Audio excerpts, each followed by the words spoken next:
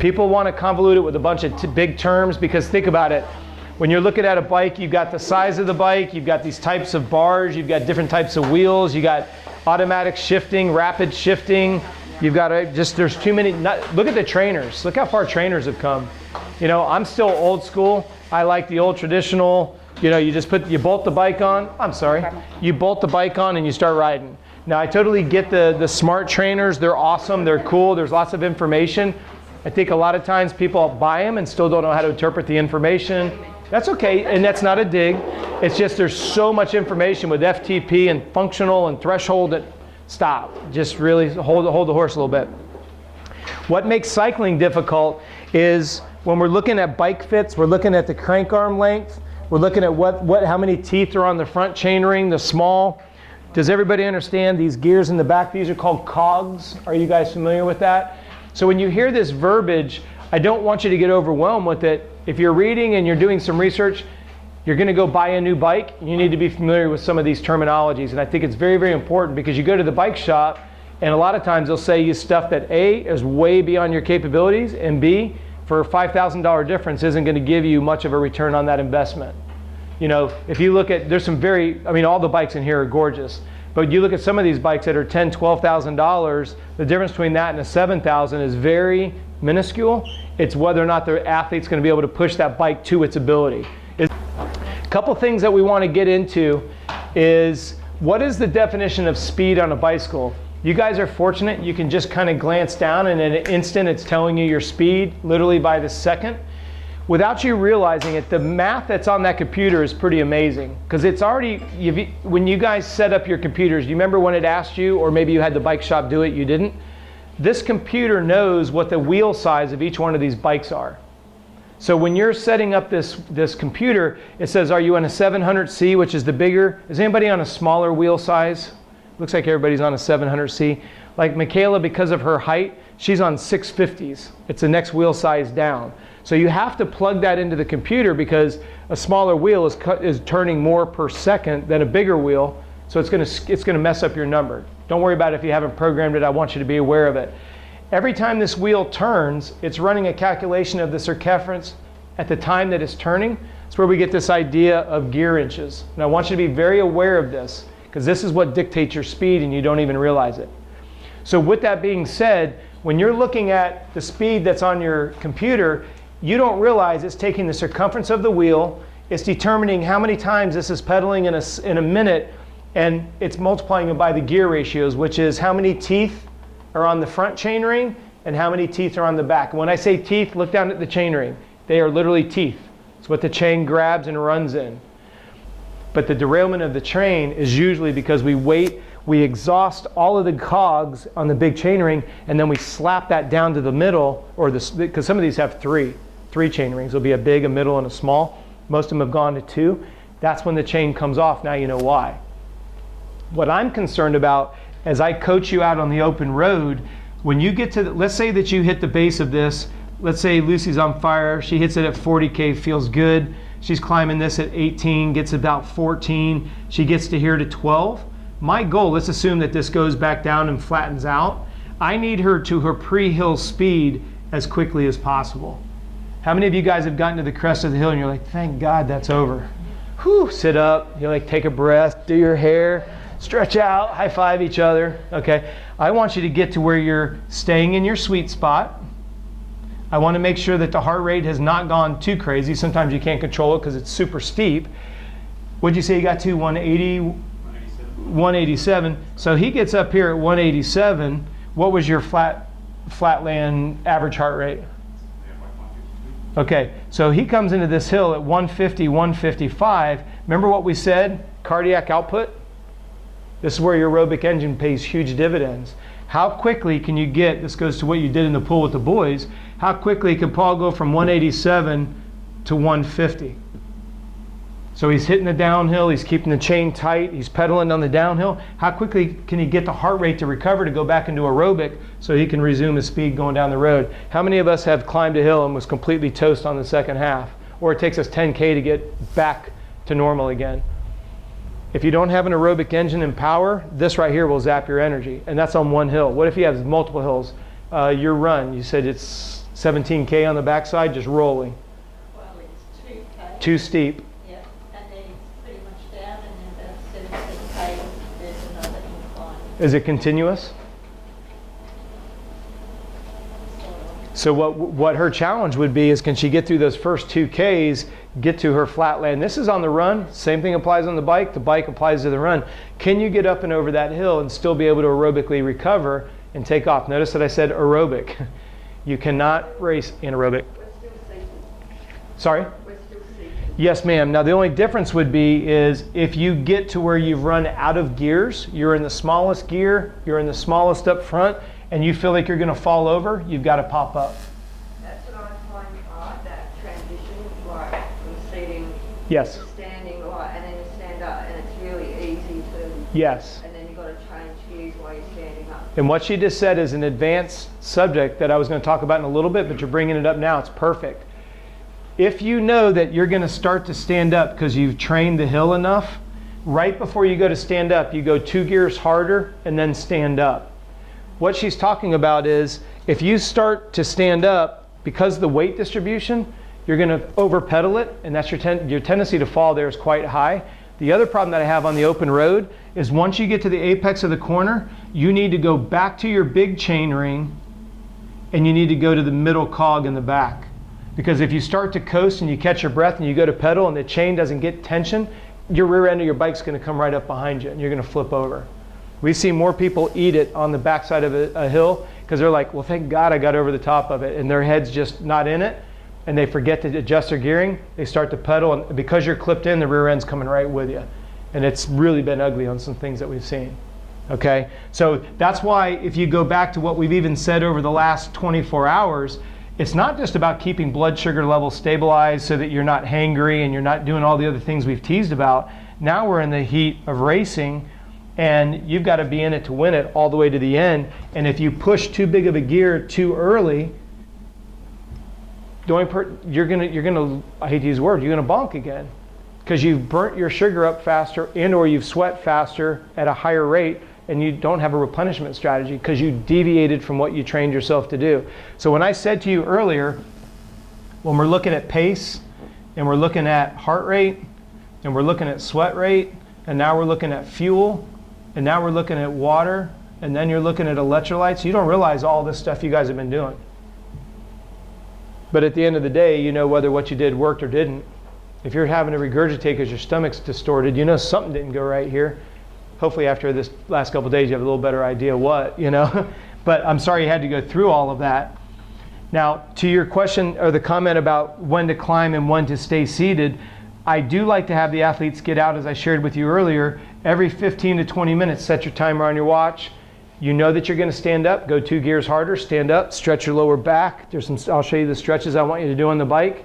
Hit your fluids, sit back down, drop into aero. Every time you open up those hips, it's just going to make it that much easier. And when you go to get off the bike, we got to open up that pelvis. Because remember what we're talking about. I need you leaning forward. I need this cavity open. Where'd he go? He's hiding on me. When you were talking about trying not to fall this way, you got the other, because the hip flexors are super tight. We have the problem that we got to open those hips up, and if you haven't done it at different increments, whether it's on a climb or even on the flats, Ironman Florida is the worst bike course in the world because the total elevation is 11 feet. So the reason being, out of all seriousness, you come out of the bike, you get out of the swim, right? You sit right here for 6 hours. And then all of a sudden you go to sit up and you're like, oh, that's not going. You know, and then you get off the bike and then people are peeling you off the bike and you're like, yeah, go, have a good day. And you're like, I can hardly even walk because your hips are like this, okay? Do those gear inches make sense? Because I'm going to talk to you about when to transition from seated to standing, and I'm going to tell you straight up and early, you've got to learn to get into an aero position, and you got to learn how to choke up on the bars to make the bike seem like it's climbing, even though you're still in an aero position. Here's the $1 million question that we all get. Well, when should I pop up from aero into a seated position? When you can no longer maintain the right cadence that you're looking for. Because at some point, and we're going to talk about this next, the angle between your upper body and your femur, that angle, as it gets tighter and tighter, you lose more and more power. So it's great that you're sitting in an aero position, but where some people screw up is they keep their pelvis up here on the nose of the seat, slide back, Open your pelvis up, but still stay in an arrow position. How do I know if I need to sit up? You run out of gears and you're out of your sweet spot on a cadence. Sit up, open the lungs up. That's another byproduct. So I slide back. Yep. Getting tired. Yep. I notice myself sliding back. So I'd be better off sitting up. Yes and no, because if you sit up, obviously there's more aerodynamic drag, but I would want to know why is your cadence slowing down? Is it because you're physically tired, or is it because you haven't moved around on the seat to change those angles? This is where those dynamic movements are great on the run. We can't do that on the bike. Yeah. Really, you can. You can unsnap and let your leg hang and stuff, but not everybody's comfortable doing that. Okay? But you bring up a good point. Excuse me, when to slide back is based on wind, hills, and fatigue. I want you constantly. Yep. Because I know it's usually towards the end I find myself Yep. sliding back and then I'll realize I've done it. So Yeah.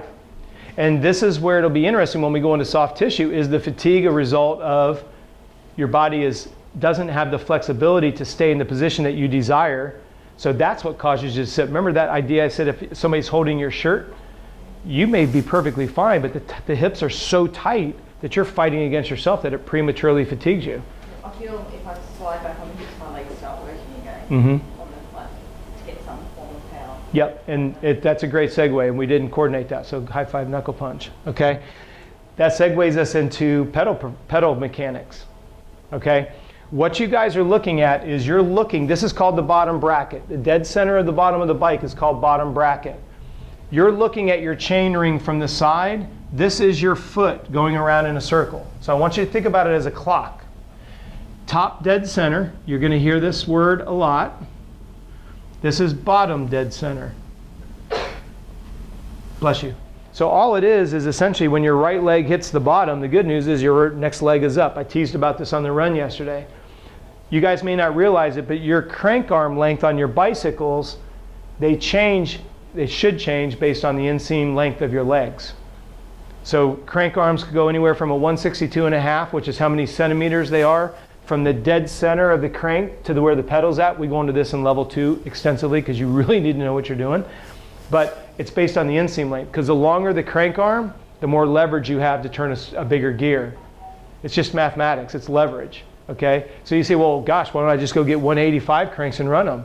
Because if your inseam is too long, when you come to top dead center, it'll literally bring your butt right off the seat, because you can't bring your leg up any higher. So that's another element of difficulty with biking. Is it relevant to what we're doing now? Yes, and you'll see why.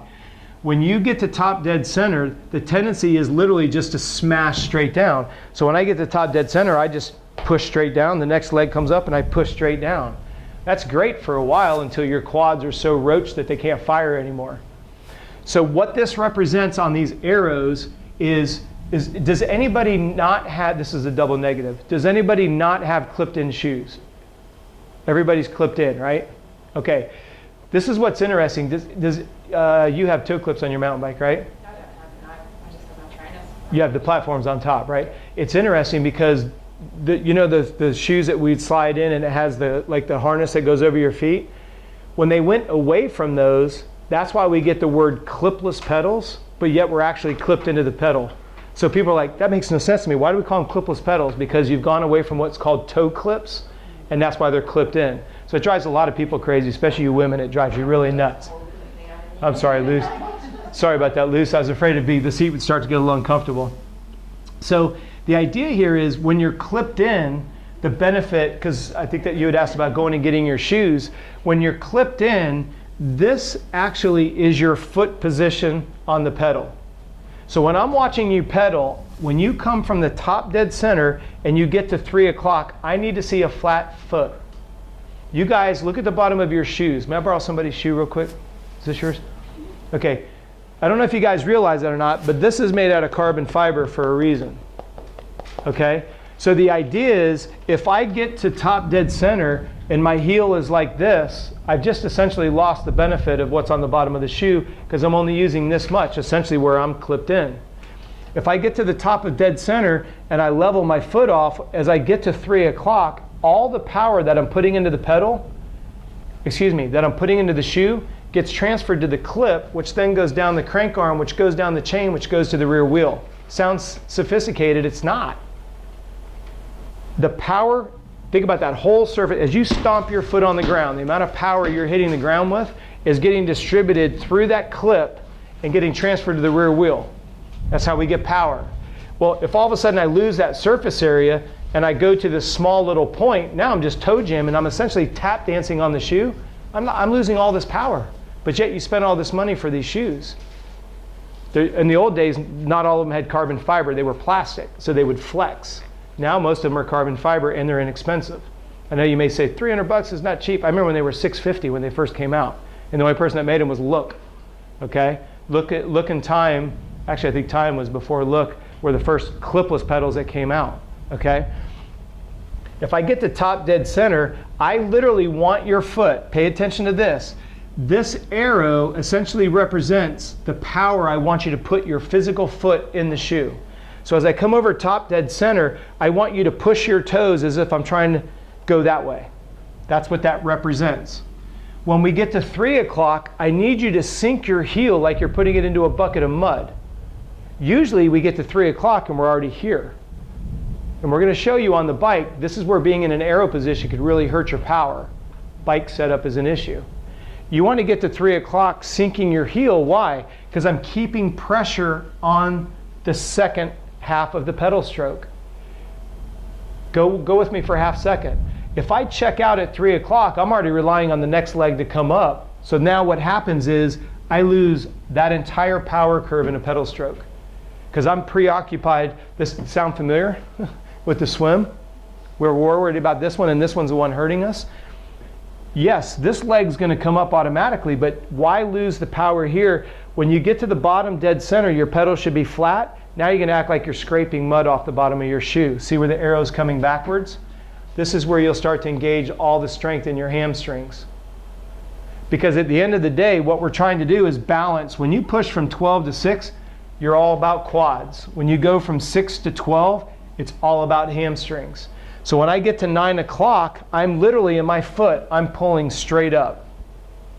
This is happening at 180 times per minute. When you see your cadence at 80, 90, because you have 2 feet, okay? So you're not going to be consciously thinking about it. So I'm going to show you a drill I want you to do to teach, we're back to neuromuscular again, teach yourself to pedal in full circles. What you're not going to realize is if I had someone get on the bike and I had them ride, if you watch these links, you'll actually see the links go because they hit dead spots. Has anybody heard that about pedaling? You've hit the dead spot in your pedal stroke. Well, what's happening is the left leg is literally physically getting in the way of the right leg and it interrupts the power distribution on the chain.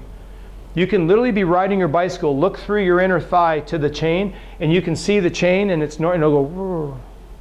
That's your dead spot in your pedal. Watch the person in front of you. When you're riding, you can just see it'll go, ooh, there's a little pause. It's usually when they hit bottom dead center. Because what they do is they literally bottom out. I find that happens to me when I'm on like slow cadence. Yes. And I find it easy to do that when I'm going. do you have any idea why it's easier when you're pedaling faster? It's not a loaded question. It's more natural. I don't know, it just seems to kick in, but I don't know why. Because the momentum of the other leg is coming around so quickly, it just makes it seem like it's easier. This goes back to the original comment I said to you about the path of least resistance is the slowest from a biomechanical and speed standpoint. Because literally it feels easy because one leg essentially is overriding the other one. So it seems easier. When you start focusing on, because that's what I'm going to challenge you, and I'm going to give you a drill so you can practice it at home until you master it. If you keep that chain tight 360 degrees, your speed's going to go up immediately. And what will be really cool is your speed on the run will be better because you haven't roached your quads. You've evenly distributed the front and the back. When you learn to sink your heel in here, this muscle on the front of your leg is tibialis anterior. When you go to run, all that lower leg tissue is ready to run instead of it all just being overworked. Your calves how many of you guys have come off and felt like your calves felt like concrete? Okay, I know mine have sucked on coming off the right. Well, if you're sitting here doing nothing but toe raises for 3 hours on the bike, you wonder why your calves are done before you even started running? Your quads are done because you've been mashing from 12 to 6 for 3 hours, and we're wondering why we can't run fast. How many of you guys, I saw one of the red ones in here. Isn't there a QR in here? Isn't there a Quintana in here? I thought somebody had where's the all red bike? Is that a Cervelo P5? Is that a 4 or 5? 5. Okay. I thought somebody had, no, I apologize, it was your bike. Quitanaru, have you guys seen it? It has the big Q and the R on the frame. Have you guys seen that? That was the first bike company that introduced a triathlon specific frame. So what they did was, and there's a reason why I want you guys to be aware of this, even though it seems like a history class. If you look at this tube right here, this is called your seat tube. When your bum is sitting on the seat, look at where the bottom bracket is at. Somebody had a traditional road bike. Okay. Look at the angle of this tube and compare it to the angle of this tube. It's very subtle. It's like 3 to 4 mils. But what happens is this seat tube is going to be tilted forward. Look at how this one is tilted backwards. This is what you'll hear somebody say about this. This is a road bike here. Okay? So if you, depending on what side of the room you're in, the tube angle that's going down, here's the mathematics of cycling. And this is where Dave, how many of you guys go to slowtwitch.com? Okay, so I'm losing his mind now. Dan Empfield, who started Quitanaru, was the first guy to make a tri-bike, a triathlon wetsuit, and then he started Slow Twitch. And then he sold all the bike companies, okay, because it just became a conglomerate. What he recognized is, again, please excuse my fantastic drawings here. You have your top tube here. Here's your seat tube that comes down to the bottom bracket. And here's the seat, right? If your pelvis, literally right where your hips sit, if you're behind the bottom bracket is this centerpiece right here where all your power comes from, you'll notice that a traditional road bike, if this seat tube comes back, you have tremendous power for climbing. But it's horrible for going fast on the flats. So he's like, hey, wait a second. If I move that seat tube forward and I get their hips on top or in front of the bottom bracket, you're going to be able to run better when you come off the bike because you've redistributed that load off the quads. He revolutionized the complete triathlon market. Every bike that you see today is a result of that. Again, for those of you that like history of the sport, Kestrel came out with the KM40, you had the Quitanaru Kilo, all those bikes started coming along. Every bike from your Canyons to your P3s, your Cervelos, everything in between is because of what Dan Empfield did. You don't even realize it when you jump on a bike. So for those of you, how many of you have both a road bike and a tri-bike? Okay, your road bike you will climb like a gazelle. Your tri-bike is a debacle to climb with, unless you know how to move around on the seat. That's why I wanted to give you the history of it, because your seat, when you're starting to climb, this bike is very unstable. It's designed to go flat and fast, right? Well, if I teach you how to slide back on the seat, you can make this geometry emulate a road bike. You slide your hips behind the bottom bracket. You will climb like a gazelle. I actually did that without even realizing. Now you know why. No, it's good. I'm glad that you did. The hard part is when somebody's not aware of it, they kind of have a tendency to pin their pelvis right here and then wonder why they can't climb, because your leverage is working against you. That's why I was saying that if I can get you to choke up on the bars and slide your pelvis back, you can stay aero and run through those undulations and never even have to get up. If you can stay in that sweet spot of 80 to 90 and not go anaerobic. Got to be powerful, you've got to have an aerobic engine. So you slide front and back. You literally just choke your arms back on your bars and slide your pelvis, and you get the aerodynamic benefit. As soon as you sit up, you're a kite. But there's the point of diminishing returns where the power to the rear wheel starts to diminish because your cadence is so slow, now you might as well stand up. That's why I say if you'll buy the computer, it answers the question. I've run out of gears and I'm now at 62, 63 RPMs, I might as well sit up. Because the aerodynamics has been offset with leverage. That's kind of where I wanted you to think about this whole concept. At what point does aerodynamics get given up to power? It's all based on RPMs and what you're turning. You're up there climbing at 185, 190. Were you going 50K? No. What was your speed, just out of curiosity? 8. Okay, but yet his heart rate's redlining, right? You think he's going to try to stay? Yeah, I bet it's real steep. You think he's going to try and stay? Yeah. Yeah. I mean, some people are still trying to climb in an aero position. That's why I need you to be this is only the beginning. When we get to level 2, we go a little bit more into the why, but you have to have an understanding of why, otherwise you'll dismiss it. And then when that ends up happening, you end up getting a bad run out of misapplication of the bike. Not knowing what your foot position should look like or why you should move around on the seat makes this harder. If you guys follow cycling very much at all, we refer to it as pedaling in circles, or excuse me, pedaling in squares. Has anybody heard that before? You're so exhausted that you don't even feel like you're pedaling in circles. You're like crash, boom, bang, slant. You're just like, oh, get off this bike. That's what we don't want. And if you can understand how to conserve energy early, it's like we said at the start of the swim, recognizing that you're going to sight every three, breathe 3 on the right, sight 3 on the left, sight. You just set yourself up for a more successful swim. Coming out of the bike, how many times have you guys come out? I know you don't have a real hilly area here. Come out and you're in the wrong gear. The transition area, you jump on, it's like, how much energy does it take? Because heaven forbid, we can't gear down. That would be smart. We can't do that, okay? But that's when you look at the transition area in Claremont, we have, right out of the transition area, we have a 9% grade for 800 meters. I can't tell you how many people fall over on that hill. Because they rode from their car there, right? So they're in the middle of the small chain ring. They come out, they jump on, and it's like, oh, because they've already clipped in. They can't clip out fast enough. All because they forgot when the bike was on the transition to go to a middle or a very, very easy gear. There you go. Gear inches matter everywhere, okay? Does this start to make sense? You can't go fast unless you know what gear and you know your sweet spot on cadence. You're never going to be able to do it for a long period of time if you're not strong and have an aerobic engine. And if you don't know how to move around on the bike, this will destroy your run.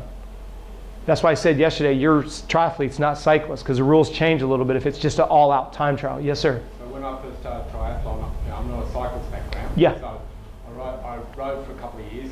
Okay. And I finally went for bike fit. Oh boy. I didn't tell him I had sore thighs, or calves I mean. And he goes, gee, you got sore calves? Because my seat was too high, I was always riding on my toes. So that's a good little story that if you're not pedaling right, you can be mucking up your run on your legs. Well, and Paul had mentioned the same question. He's got some damage on the left side. Right side's been bothering him. It'll be interesting to look at, because we're going to do what's called isolated leg drills. You were doing them earlier. That is the key to learning how to pedal in full circles, because if I take the left leg out, I make the right leg do all the work. And I'm going to give you a couple skills, and it'll take only 15-20 minutes, and this will it'll be binging in your face, okay?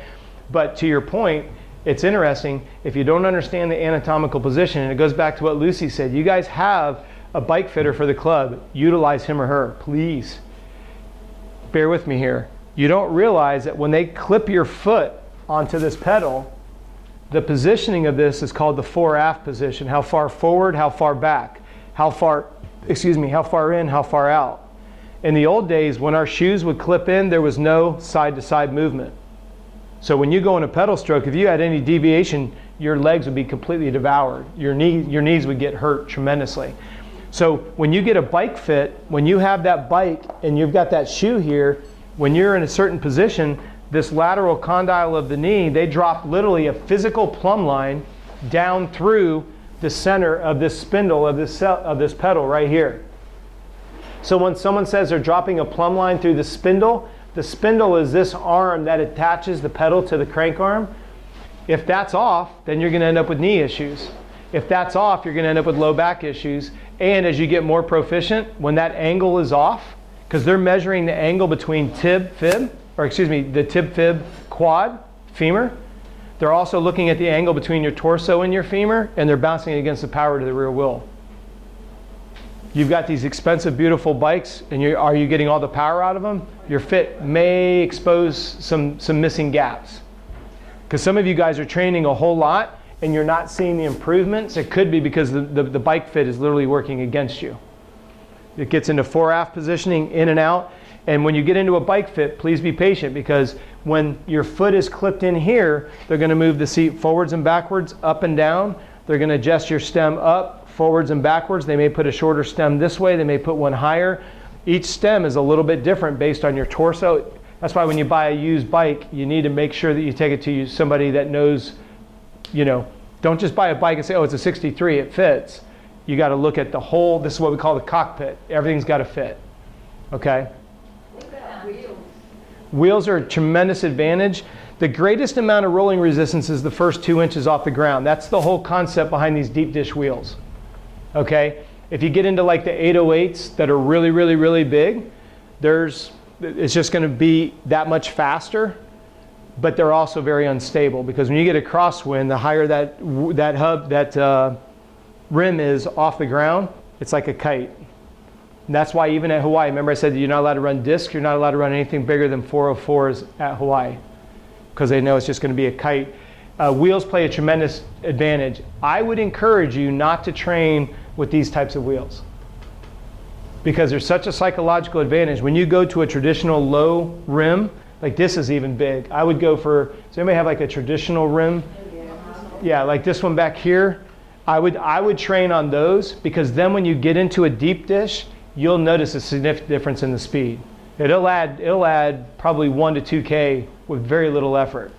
Now, the solid rear wheels, those wheels only work beyond a certain threshold of speed.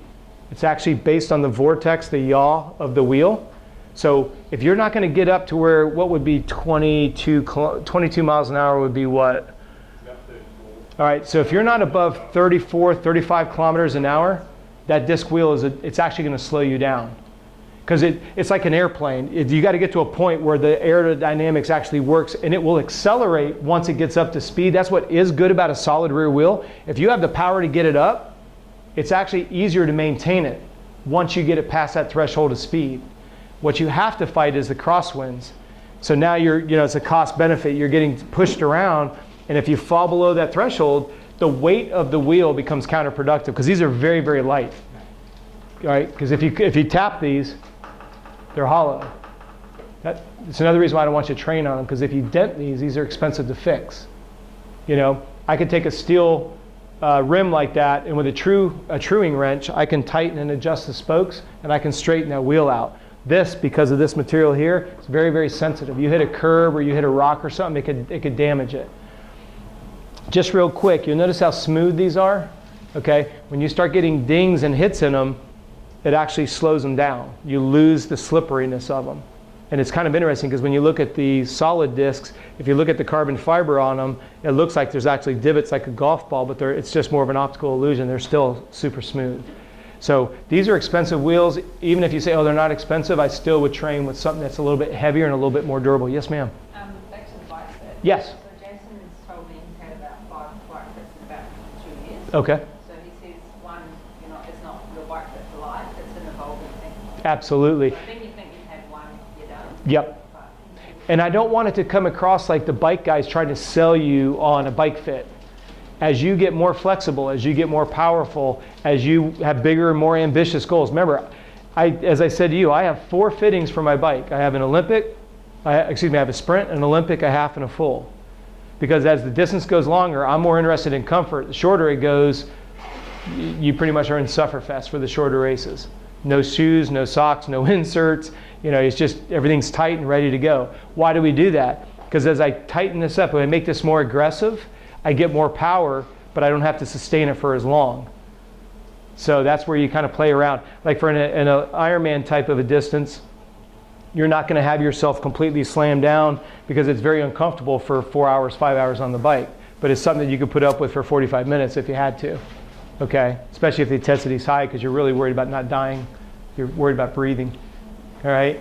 But great questions. I like the way you guys are bringing those up. The other thing, to Lucy's point on the bike fit too, the arrow, if you look at Sebastian Kinley, his arms are almost completely together. Some of the bars, as you can see here, very, very narrow. I don't know if you guys can see this or not, but this is an AeroStream hydration system. These are great because every time you reach down to get a water bottle, you've just increased your frontal resistance. Now I know some of you are like, I don't really care. I get that. What'd you say? It's 30 seconds over. So that's only one. Yeah. So a good example of that is you can spend $4,000 on wheels. That'll get you about a 5 watt difference. That's looking at about 5 to 10 minutes difference for an Ironman. So 5.5 is about right. If you spend $300 on an AeroFit and change your body position from this to this, that's about a 25 watt difference. That's about half an hour. That costs you $300. And it's more comfortable and you'll run faster. Amen. And if you buy one of those and stop getting your water bottle, well, yep. There's another 10 watts. That's it. And that's where a lot of times, like you were saying, you're moving around because you're getting tired. I want to ascertain, are you moving around because you're kind of resisting against yourself because you have, remember the flexibility we're trying to do to get the hips to kind of tuck Some of you couldn't even get your feet up out of the water because your lower hips don't want to bend. Just being aware, that's all, okay? Any other questions about the bike fit and questions on how the bikes have come? Yes? Just hot footing. I mean, Absolutely.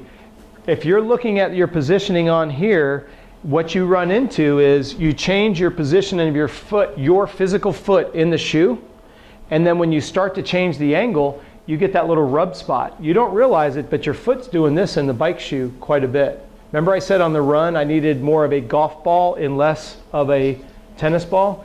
Tennis ball is when you get the burning sensation because your feet are literally scuffing in the shoes.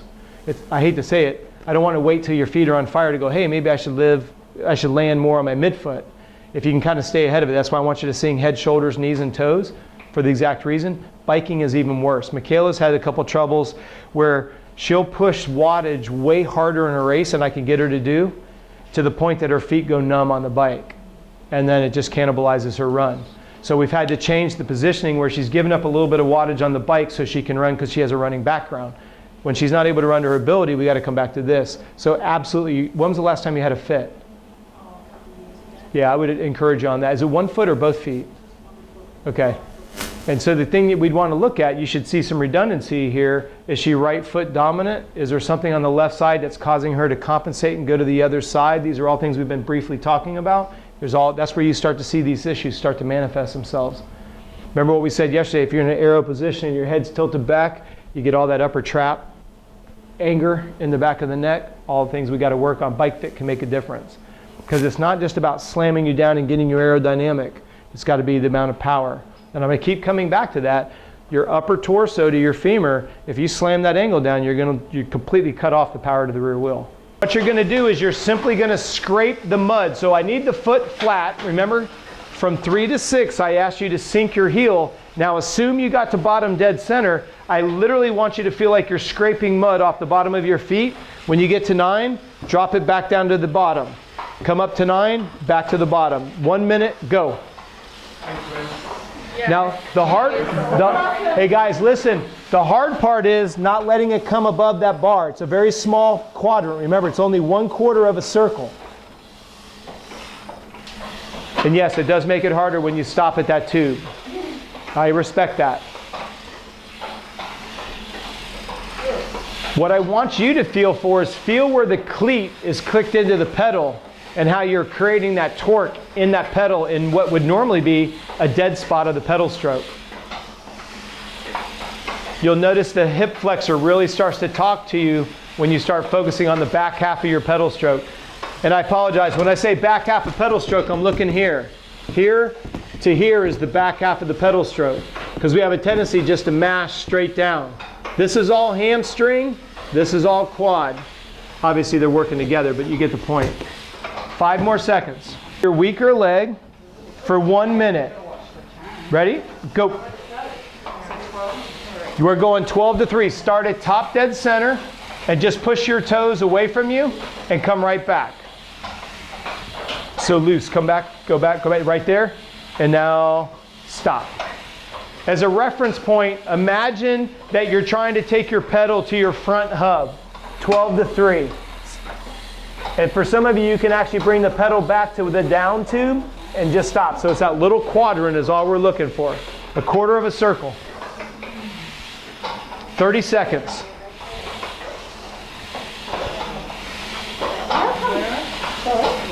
There you go.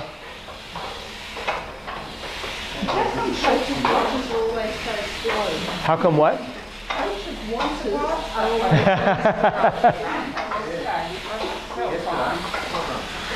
5 seconds. 5 seconds.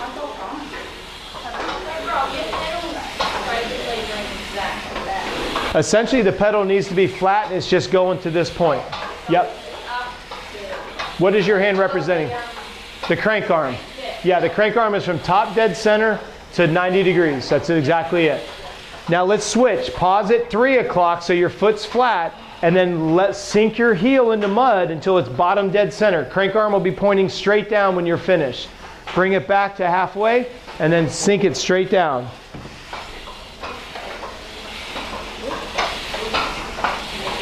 And you'll notice that there's certain parts of the pedal stroke that you feel great with. You're like, oh, this feels so good.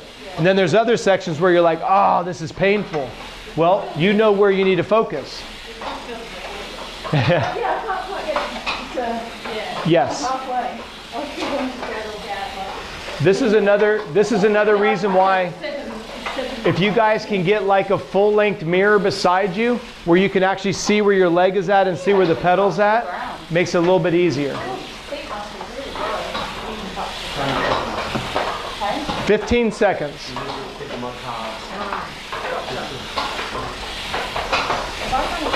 And this one is the one that you want to be sinking your heel in the mud. You want to be leading with your heel. Your heel should go below your pedal, if possible. That's why your shins will catch on fire. When your butt starts bouncing, go with me here. When your butt's bouncing, when you're getting to bottom dead center, you're not pulling back. If you're pulling back and up, your hips should get smashed to the seat. It should keep you pinned in 360 degrees because remember I had you feel your sit bones? Remember how the hamstrings attach to the sit bones? Well, if you're pulling on your hamstrings, it should be pulling your sit bones down to the seat. When you start bouncing, grab one taller gear and watch. All of a sudden your shoulders will sit still. Shoulders won't bounce, bum won't bounce.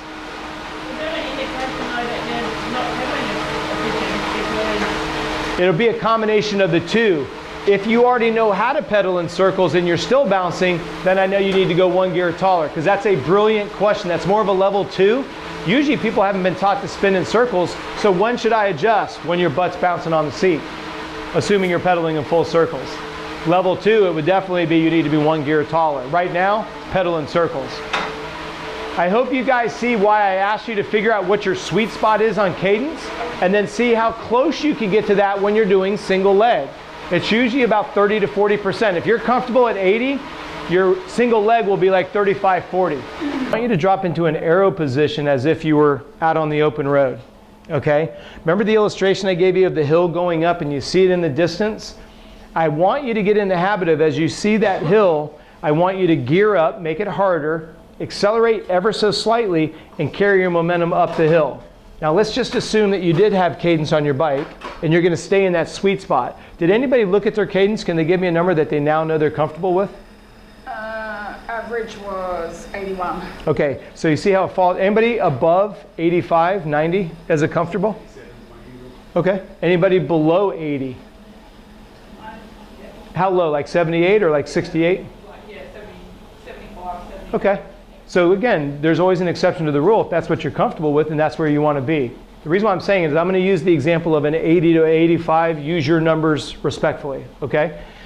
When you're sitting there on the flats and you're rolling, and you see that your cadence is that 80, 80 to 5, and the hill starts to go up, if you would, go to arrow.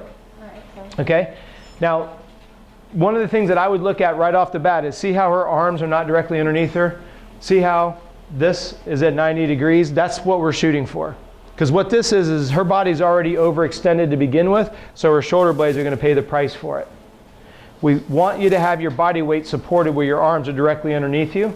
That's going to be the first thing on the bike kit. Remember I was saying the stem, they can put a longer stem on, it's got her too far out. Now there may be a reason why, maybe because of the power on the frame. I'm not a bike fit professional. I'm just saying when we're looking at aerodynamics, especially for longer bike rides, the more we can have the shoulders and the elbows carry the weight, the better off it is. Okay? So when she starts to come up to a hill, what I want her to do is carry momentum. She's looking at her cadence. As her cadence starts to drop down, she'll lighten her gears. As she starts to go up the hill, she's going to slide back in the bars and at the same time slide her hips back in the seat. I want it to where your bum is hanging off the back of the seat ultimately. As far back as you can comfortably go without falling off the bike. Okay? What you just did was you took a tri-geometry and made it a road geometry. Once you get to where you run out of gears and you're going to have to sit up. Once you run out of gears, that's when you want to sit up. That's the key. Stay in the back of the seat. It's a process. You come up the hill as arrow and as fast as you can comfortably, not sprinting, but you get the gist. Then you go through your gears, staying in that 80 to 85. When that runs out, you have no gears left, sit up, and you're going to keep your hips right where they're at. That doesn't mean you can't move it. Again, get beyond the sensitivity of the subject. You want your two sit bones to be sitting right in the sweet spot of the seat. whenever you're in an aero position. We're moving behind that sweet spot now. I want you guys to, let me rephrase that because I see some confused face. Go back to aero and you're on the flats. Put your pelvis on the seat where you're comfortable, okay? If I came around and I put my hand, I should feel your pubic bone right in the dead center of the seat. That's the neutral position. Why? Because these seats are designed that your two sit bones should be supported by the two sides of your seat. Does that not make sense to everybody? Go ahead and stand up on your pedals.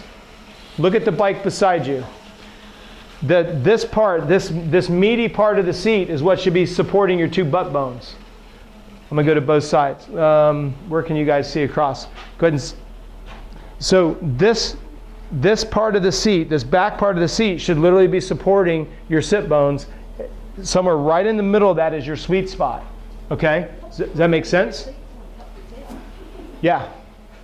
And what I want you to do is, when you're in an aero position, this is so important when it comes to a bike fit. You're getting fit. You'll notice that the fitter will say, I need you in the middle of the seat. So they're doing angles off that. Everything hinges forward and backward is off of you being in the middle of the seat based on it. And again, I don't want to bore you guys with all the details, but there is a science behind it. If you deviate on that, you lose the benefit of a bike fit.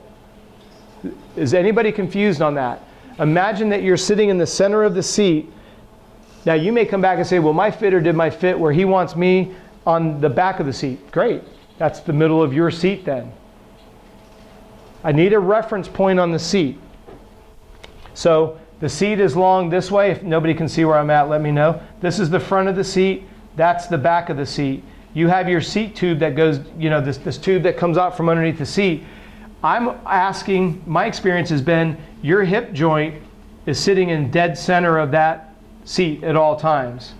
They're measuring, remember, they're measuring that angle off of your tib fib.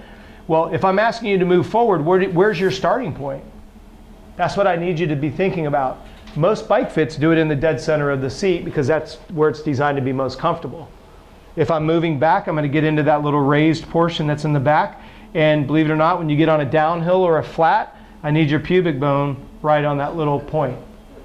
The more you move forward, think about what we said with Quintana Roo. The idea is the more you move forward, the easier it is to turn the pedals, but you lose power.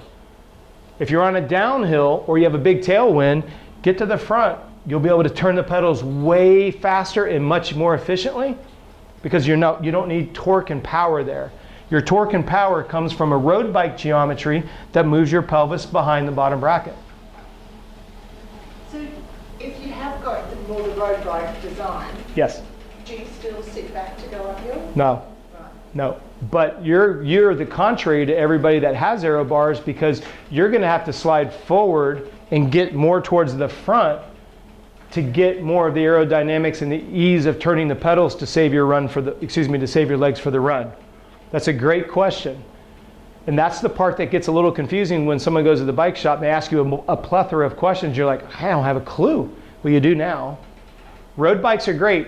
And a lot of the pros, they will literally change frames based on the races that they're doing. If they have a lot of climbing like Robb, they're going to ride a more traditional road geometry than they will something that's flat Florida. It's going to be the fastest, most aggressive because there's no need to climb.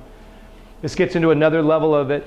If you look at this back triangle on the back of the frame, the shorter the wheel is, the wheel base is, and the shorter this triangle is, if you guys can see this right here, okay? The shorter that is, the faster the bike accelerates, but less top end stability it has.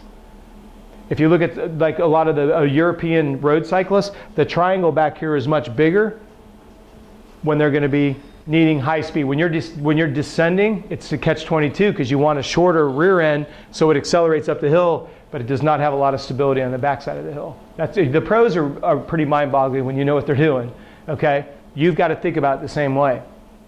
So if you're going to be on a road geometry bike, you're going to have to do the opposite of everything that we just said. You're going to have to spend the majority of your time at the front of your seat. Not always the most comfortable, but it's going to be the most important to get leg turnover. When the hill comes, just go to the neutral part of your seat and you'll be golden. Kind of push back this way.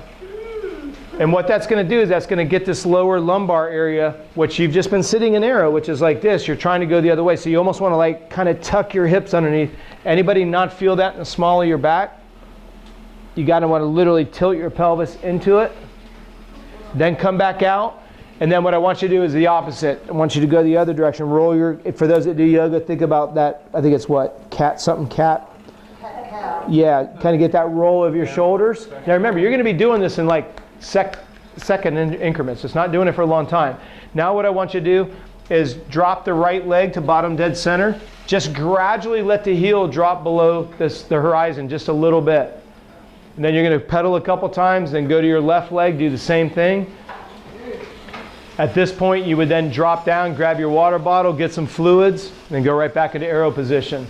So you've given yourself a chance to open up your shoulder blades, give yourself a chance to open up the hips, get the calves to stretch out just a little bit, and then get right back. Because when you were saying your calves were bothering you, the ankle getting jammed up is typical for everybody. Okay? And we usually don't worry about it until we try to get off and run, and we're like, ah, man, everything is so stiff. What's going on? And then that's going to be that 20-minute cadence that we're looking for. Make sense?